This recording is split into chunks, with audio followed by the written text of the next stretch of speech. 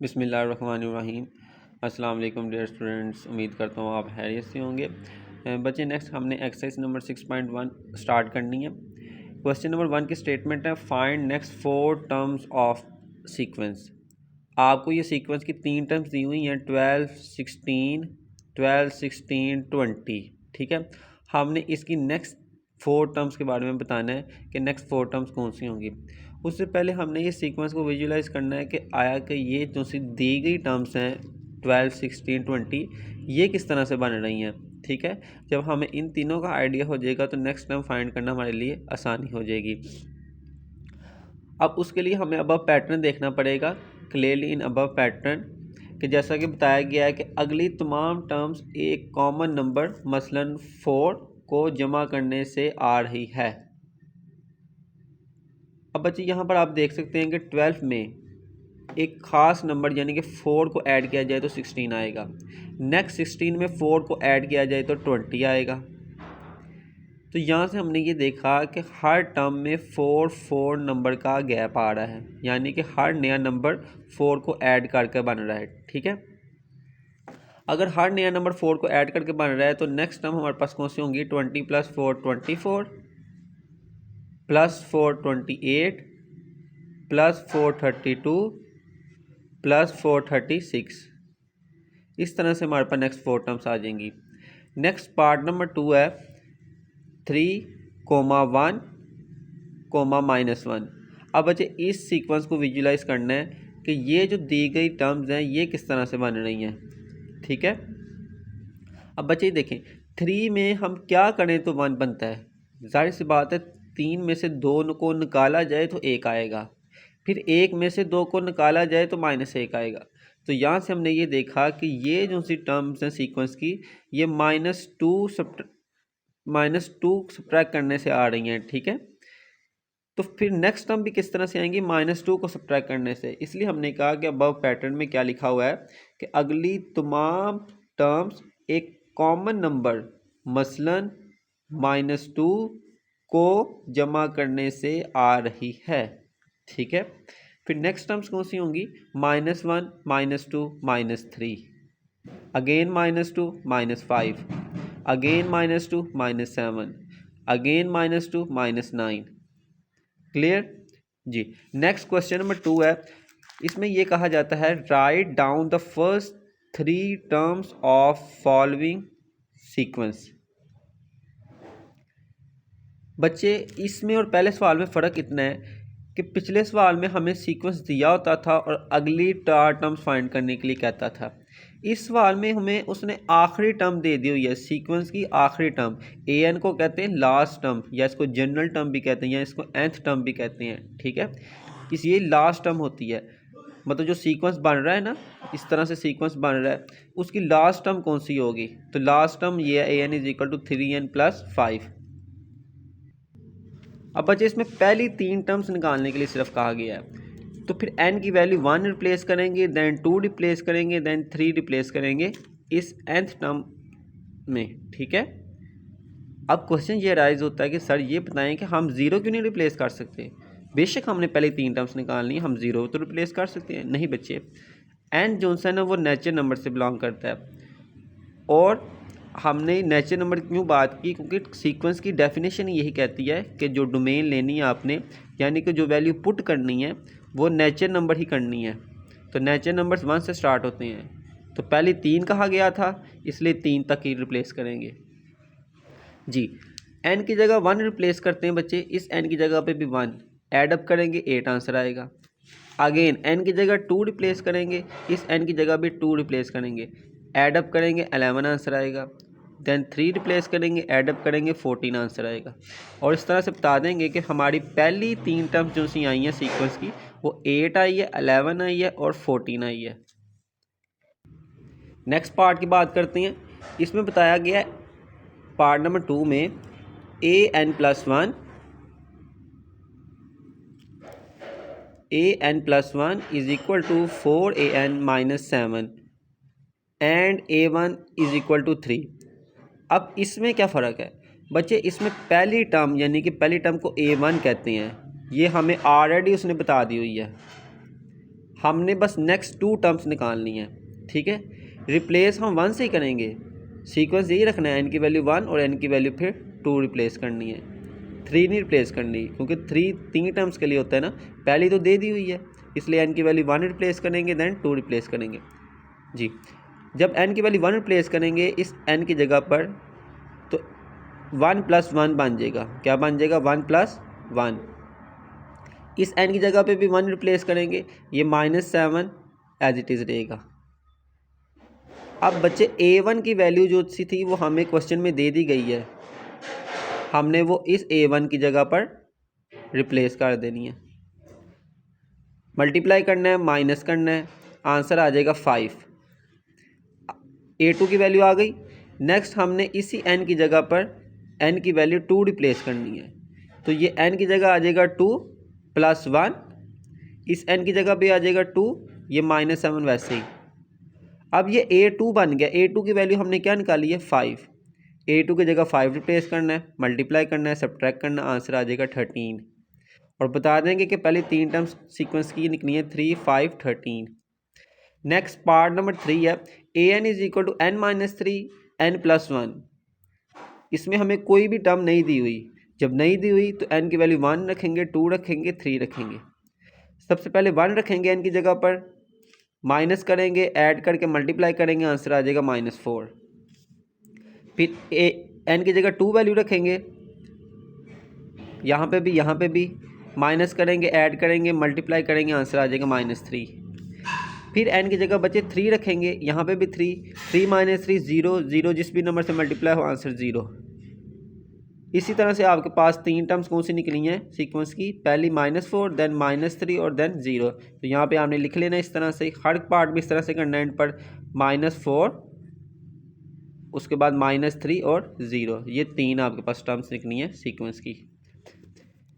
अब बच्चे part number अगर 4 की बात करें, पार्ट नंबर 4 में कहता है a1 की वैल्यू -1 है, an+1 की वैल्यू है 3/an+2। फर्स्ट टर्म तो हमें ऑलरेडी दे दी गई है, मैंने आपको बताया था। नेक्स्ट टर्म फाइंड करने के लिए आपने क्या करना पड़ेगा, n की वैल्यू 1 रिप्लेस करनी है और देन n की वैल्यू 2 रिप्लेस करनी है, ठीक है।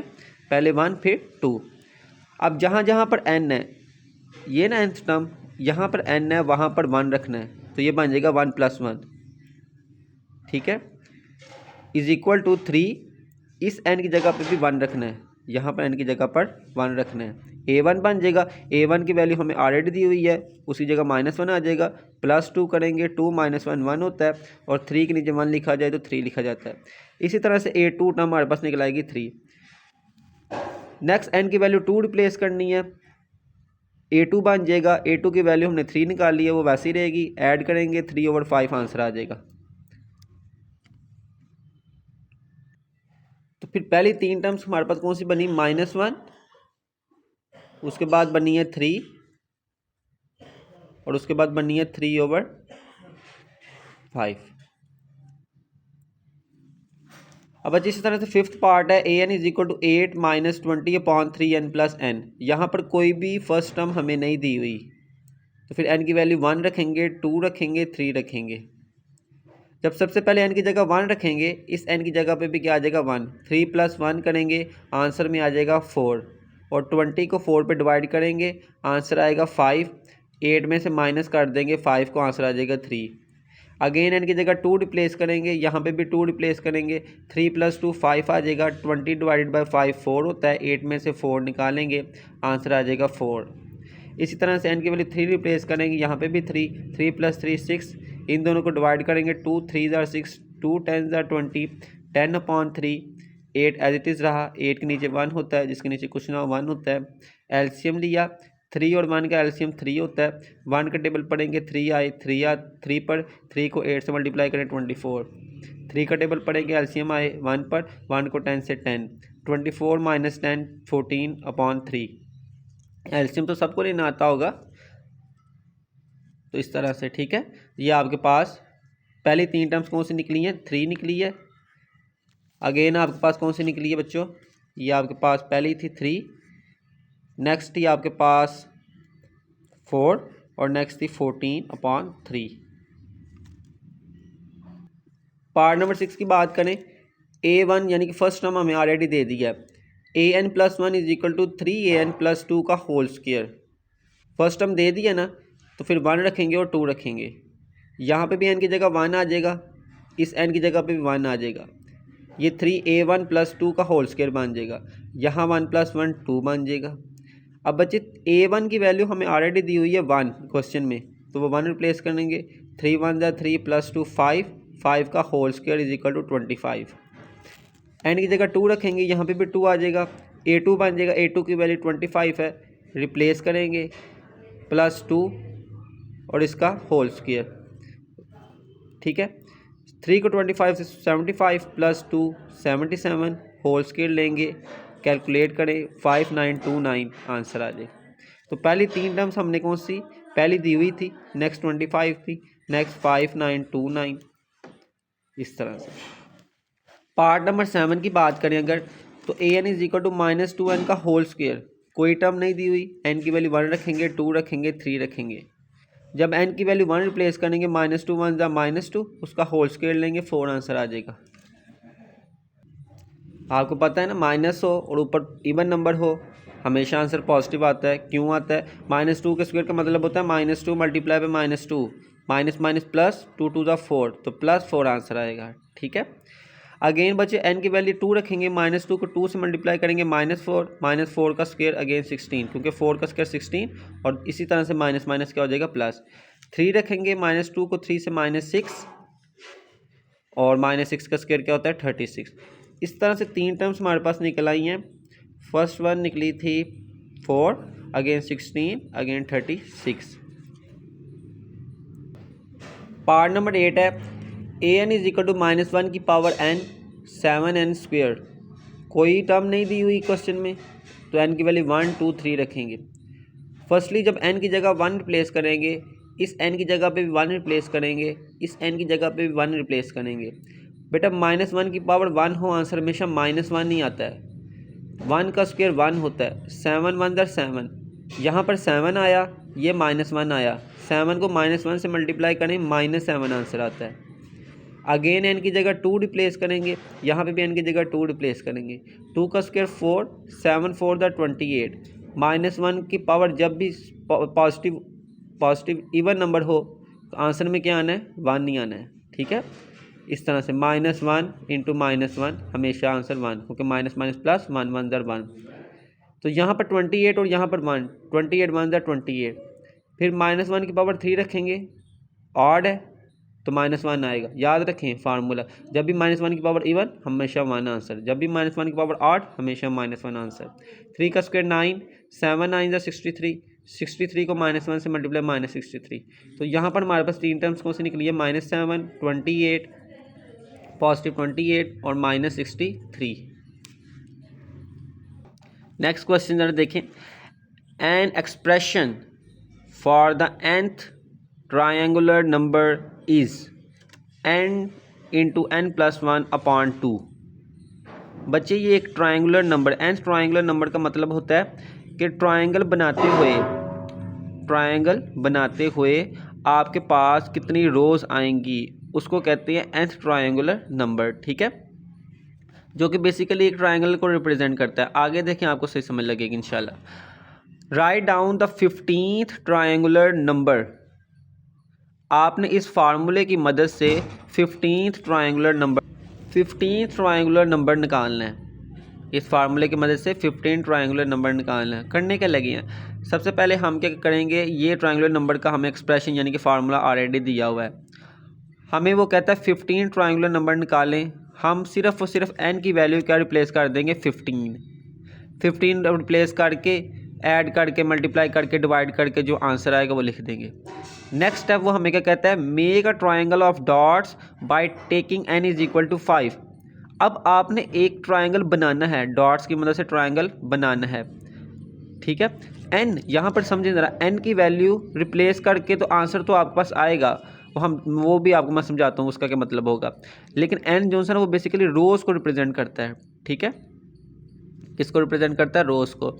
ज़रा देखें आप, सबसे पहले हमने क्या लिखना है, formula for nth triangular number, जो कि हमें ऑलरेडी दिया हुआ है। ठीक है, वो आपके पास था n इंटू एन प्लस 1/2। अब 15 ट्रायंगुलर नंबर के लिए उसने हमें कहा था वैल्यू निकालें, तो n की वैल्यू क्या रिप्लेस करनी है हमने, सिर्फ और सिर्फ 15। बच्चों जब n की वैल्यू 15 रिप्लेस करते हैं हम, तो ये आ जाएगा 15 इंटू 15 प्लस 1/2। 15 प्लस 1 16, 15 को 16 से मल्टीप्लाई करें, या फिर आसानी के लिए 16 डिवाइडेड बाई 2 करेंगे तो 8 आंसर आ जाएगा, और 15 8 ज़र 120। नेक्स्ट हम बात करते हैं यहाँ पर पार्ट नंबर 3 में। पार्ट नंबर 3 में बच्चों कहता है make a triangle of dots by taking n is equal to 5। ठीक है, प्रीवियस हमने 15 ट्राइंगुलर नंबर 120 निकाल लिया। अब हमने एक ट्राइंगल बनाना है जब n इज इक्वल टू 5 हो। बच्चों n जो है वो रिप्रेजेंट करता है रोज़ को। किसको रिप्रेजेंट करता है? रोज़ को। तो बहुत ही आसान है, देखें ज़रा, ये देखें, पहले हमने लगाना है सिर्फ एक डॉट, फिर लगाना है दो डॉट्स। दो डॉट कैसे लगाने हैं? एक इधर लगाना है और एक इधर लगाना है। ये एक बन गई रो, ये दो बन गई रो, टोटल 5 बनानी है। एक एक इंक्रीज करते जाना है। फिर 3 डॉट लगाने हैं, 1 2 और 3। लगाने कैसे हैं? जहाँ पर ये लगाया था ना उससे थोड़ा सा हट के ये लगाना है, इन दोनों के दरमियान में दूसरा लगाना है, और इससे थोड़ा सा दूर करके तीसरा लगाना है। फिर चौथी रो पे चलते हैं, इस डॉट से थोड़ा सा फिर पीछे करके एक डॉट लगाना है, इन दोनों के दरमियान में एक डॉट लगाना है, इन दोनों के दरमियान में एक डॉट लगाना है, और इससे थोड़ा सा पीछे करके एक डॉट लगाना है। ठीक है, फिफ्थ रो पे चलते हैं, इससे थोड़ा सा पीछे करके एक डॉट लगाना है, फिर इन दोनों के दरमियान में, फिर इन दोनों के दरमियान में, फिर इन दोनों के दरमियान में, और फिर इससे थोड़ा पीछे करके। मतलब जो बाउंड्रीज वाले होंगे ना, बाउंड्रीज वाले, ये वाला ये वाला हो गया, वो हर पिछली रो से थोड़ा थोड़ा पीछे लगाना है, और बाकी उनके दरमियान में लगाते जाने दो डॉट्स के। तो इस तरह से देखेंगे एक ट्रायंगल बनेगा। क्या बनेगा? Triangle. n is equal to 5 का मतलब था 5 रोज, 1 2 3 4 5। अब इन डॉट्स को जब हम ऐडअप करते हैं ना तो आंसर आता है 15। क्या आता है? 15। 1 + 2 3, 3 + 3 6, +4 10, +5 15। ये जो से 15 है ना, ये ऐसे तो हमने काउंट किए हैं, लेकिन हम इस फार्मूले से n इंटू एन प्लस 1/2 से भी यहाँ से 15 निकाल सकते हैं। देखें, n की वैल्यू 5 रखें, n की वैल्यू यहाँ भी 5 रखें, 5 + 1 6, 6 डिवाइडेड बाई 2 होता है 3, और यहाँ पे 5 था ना, 5 3 ज़र 15, तो इस फार्मूले से 15 आ गया। इसी तरह से जब हमने n की वैल्यू 15 रख के 120 निकाला था, इसका मतलब ये था कि हम इसी तरह की 15 रोज़ बनाएंगे। पहले में एक डॉट रखेंगे, दूसरी रो में 2 डॉट, तीसरी में 3, चौथी में 4, पाँचवीं में 5, इस तरह 6 7 8 9 इंक्रीज़ करते जाएंगे, और टोटल 15 रोज़ बनाएंगे। तो उनको जब ऐड करेंगे तो आंसर 120 आएगा। लेकिन हमें 120 के केस में सिर्फ ये कहा गया था कि इसका आंसर निकालें, हमें ट्रायंगल नहीं बनानी थी। अगर हम ट्रायंगल बनाते तो वो इससे बहुत बड़ी होती और आंसर में 120 आता। ठीक है, तो 120 हमने n की वैल्यू 15 के लिए निकाला, और जो उसने कहा था कि एक ट्रायंगल बनाते जब n 5 हो तो वो हमने निकाल लिया। तो ये इसकी अंडरस्टैंडिंग थी। ठीक है, तो ये आपने अच्छी तरह से इसको करना है।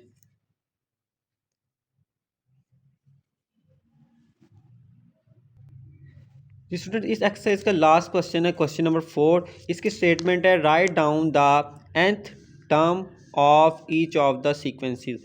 ये आपको डिफरेंट सीक्वेंसेस दिए हुए हैं हर पार्ट में, हमने इसकी आखिरी टर्म बतानी है। nth टर्म का मतलब होता है आखिरी टर्म बताना। ठीक है, अब इस सीक्वेंस को हमने अच्छी तरह से विजुलाइज करना है, और फिर देख के बताना है कि ये सीक्वेंस बना कैसे है, वहाँ से हम इसकी nth टर्म निकालेंगे।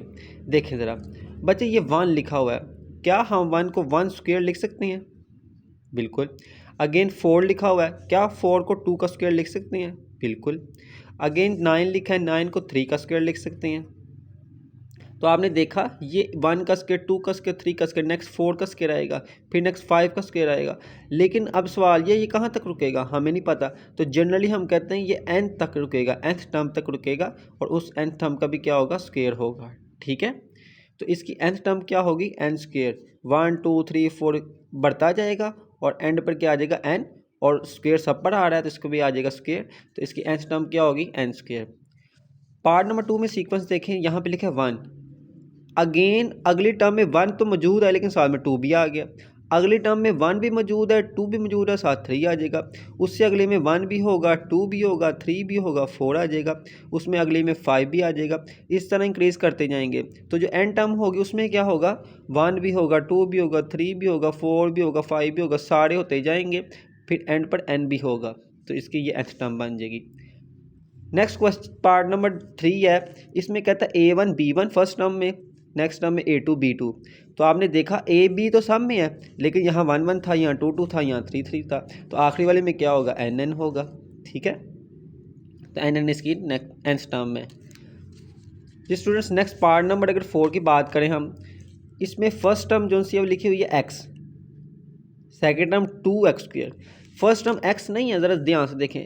x के साथ यहाँ पे 1 भी, जिसके साथ कुछ ना हो 1 भी होता है, 1 भी मौजूद है और x की पावर 1 भी होती है। तो ये बेसिकली लिखा हुआ है 1x1। क्या लिखा हुआ है, 1x1। नेक्स्ट में देखें 1 की जगह 2 आ गया, पावर में भी 2 आ गया। नेक्स्ट में 3 आ गया, पावर में भी 3 आ गया। अगली में 4 आएगा, पावर में 4 आएगा। इस तरह चलता जाएगा। एंड वाली में n आएगा, पावर में भी n आएगा, n आएगा, x पावर में भी n आएगा। तो ये n(xn) इसकी nth टर्म होगी। फिफ्थ पार्ट देखें, फर्स्ट टर्म है A1, नेक्स्ट है A1 प्लस D। आपने ये देखा कि फर्स्ट टर्म में D तो है ही नहीं था, D तो स्टार्ट हो रहा है सेकंड टर्म से। ठीक है, सेकंड टर्म से D स्टार्ट हो रहा है। अगर क्वेश्चन सिर्फ यहाँ तक होता, ये A1 ना लिखा होता, तो हमारा आंसर कैसे आता, A1 प्लस ND। देखिए ना, 1D 2D 3D आएगा, फिर 4D आएगा, फिर चलते चलते ND आएगा। लेकिन हमने इसको भी तो इंक्लूड करना है ना। तो यहाँ तक आपके पास आता है ND। अगर उसमें से इसको निकाल दूँ तो n-1D, n में से एक निकालें तो n-1D। ठीक है, तो इसकी आखिरी टर्म क्या होगी, A1 प्लस, A1 तो सब में आ रहा था ना, प्लस ND नहीं लिखना, n-1D लिखना है।